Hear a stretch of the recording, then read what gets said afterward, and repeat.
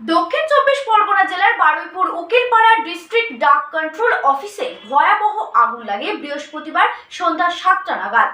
ঘটনাস্থলে দমকলের কয়েকটি ইঞ্জিন আগুন নিয়ন্ত্রণে আনার চেষ্টা চালাচ্ছে।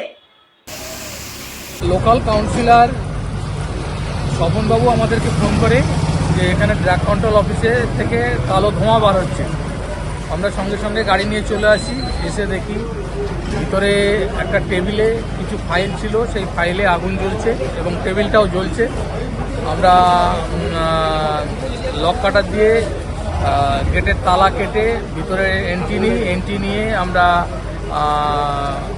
কাজ করে আগুনটা নিভিয়ে দিই। নিভিয়ে দেওয়ার পরে এই মুহূর্তে পরিস্থিতি ঠিকই আছে। এটা এই মুহূর্তে সঠিক বলার ঠিক নয়, মানে সম্ভব নয়। তাহলেও যেটা অনুমান হচ্ছে শর্ট সার্কিট থেকে লেগেছে বলে অনুমান আছে। ক্ষয়ক্ষতি আর্থিক ক্ষতির মধ্যে একটা টেবিল, একটা চেয়ার আর কিছু ভ্যালুয়েবল পেপার এগুলো নষ্ট হয়েছে।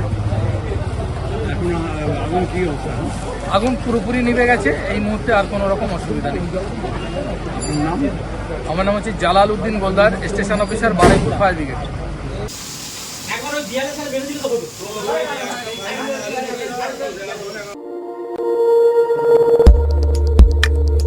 দেখতে থাকুন নিউজ প্রাইম টাইমস, আপনাদের সাথে আপনাদের পাশে।